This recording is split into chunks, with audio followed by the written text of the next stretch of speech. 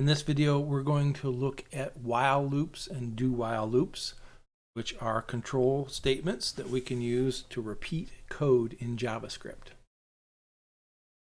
So the basic format of a while loop is that we have the word while, and then inside parentheses, we have a condition.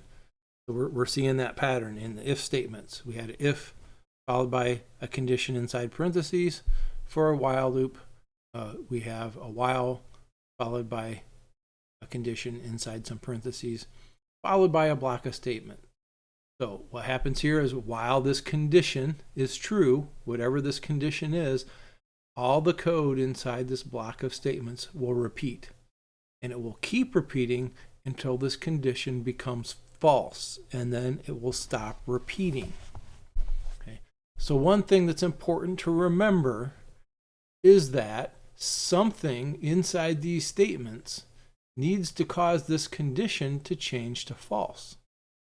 If there's nothing in here that causes this condition to change to false at some point, it will always be true, and our loop will execute over and over and over, and it will never stop.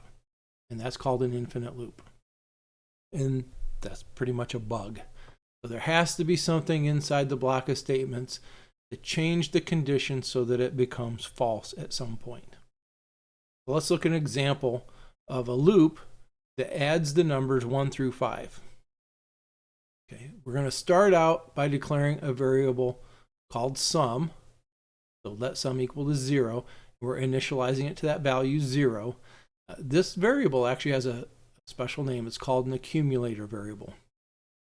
Because inside this loop, we're going to be adding things to the sum over and over and over again. I always tell people that an accumulator is kind of like a junk drawer in your house. Everybody's got one, and don't lie and say you don't, because everybody has one. We all know we do. And it's a drawer that starts out empty, and you have something in your hand, you're like, I'm not sure where to put that. Where do you put it? You throw it in the junk drawer. And the next day you have something else. And what am I supposed to do with that? Well, here, I'll just throw it in this drawer. And that drawer accumulates all these things until it's full and somebody finally cleans it out. That's what an accumulator does. It starts out empty usually. We start out empty and we just keep throwing things into it. And then finally at some point we look at the sum of everything that's in that drawer or everything that's in that variable. So this is an accumulator variable, and we'll see how it works here in a second. And then we're also initializing a counter variable to 1 in this case, because our loop is going to add the numbers 1 through 5. So this is one of the few times when it's okay to use a variable of a single letter. And it's almost always the letter I, because I is short for iteration. And every time we go through a loop, it's called an iteration. So I is very often used as a single letter inside a loop for numbers that are going to count. So let's check our loop. While, and then here we have our condition that we're going to check. While I is less than or equal to 5. We're going to do all the things between the opening curly brace and the closing curly brace. So the first thing we're going to do is we're going to use I to add on to the value of sum. So the first time through our loop, sum is 0, but we're going to add the value of I to it, and sum becomes 1. The next thing we do is add 1 to I. So now I becomes 2. That's the end of our loop. So the first time through, we take the value 1, we add it to the sum, and the sum will now be equal to 1. Then we add 1 to the value of I, and it becomes 2. End of our loop. So the code comes around again, and it does this test. Remember, I now has the value of 2. 2 is less than or equal to 5. So this is true. So we take that value 2, and we add it to the sum. So now our sum will be 3. And then we add 1 to the value of I. It makes it 3 as well. End of our loop, so we come around. 3 is less than or equal to 5. So we add 3 to the sum, so now our sum is 6. Our value of I gets increased by 1 to 4. End of our loop. We come around, we test it. I is 4, so this is true. We do it again. We add 4 onto 6, so our sum is now 10. Add 1 to I, so our sum is now 5, so I is now 5. And then we come around, test. 5 is less than or equal to 5, so one last time we do it, we add 5 onto our sum, so our sum ends up at 15. We add 1 to I, and it becomes 6. We come around to test. 6 is not less than or equal to 5, so this is not true. We don't execute the code in between these. Instead, we move in between the curly braces. Instead, we move on to the next line, and it pops up an alert that displays the sum, which is going to be 15. So we went through 5 iterations of that loop, and we did have something that changed this condition. So we added 1 to I each time, and it did ultimately change the condition to something that would test false, because it increased I until it became 6, and 6 tested false, and that ended our loop. So remember, I said it's important to have something inside your loop that will change the condition so that it becomes false at some point. That's how a while loop works. Check the condition, execute the code. Check the condition, execute the code. Check the condition, execute the code, until the condition finally becomes false.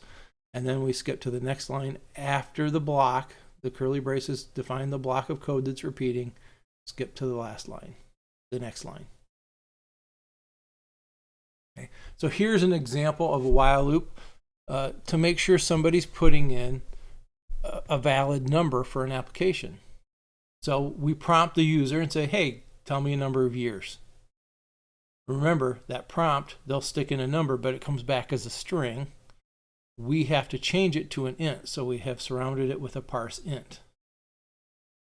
So that changes the string number that they enter into an integer, and we store it in the variable years. So we've declared a value using let, we declared a variable using let. Let years equal the result of this string of statements over here. And then we do a test. While years is not a number, so if they type a letter instead of a number, this would be false. Or this would be true. If they type a letter instead of a number, it's not a number, it would be true. Or if they type a negative year, this would be true. So if one of those two things is true, they made a mistake. They either didn't type in a number or they typed in a negative number. And either way, we don't want those things to happen. So if one of these things is true, we are going to prompt them again and say years must be a valid positive number. And they will have to type the number again because we have a prompt up here. Excuse me. They have a prompt up here. Parsed it as an int, and we stored it in years. So after this code executes, it comes back and checks what they typed for years again. If it's not a number or if it's still less than 0, it will repeat this to them. And it will keep repeating this as long as they type in something that's not a number or a negative. It's going to keep repeating. The minute they type in a valid number that's greater than 0, this will not test true anymore, and our program will continue. So it just keeps repeating, asking the user for a valid value until they actually type a valid value.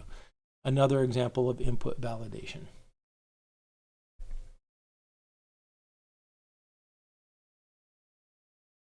All right, what about a do while loop?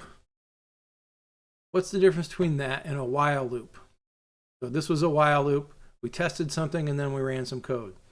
A do while loop is very similar. We have the word do here, then we have a block of code, then we have our while statement at the end with our condition. So this works exactly the same way, except it doesn't test the condition till after the loop block of code has run at least one time.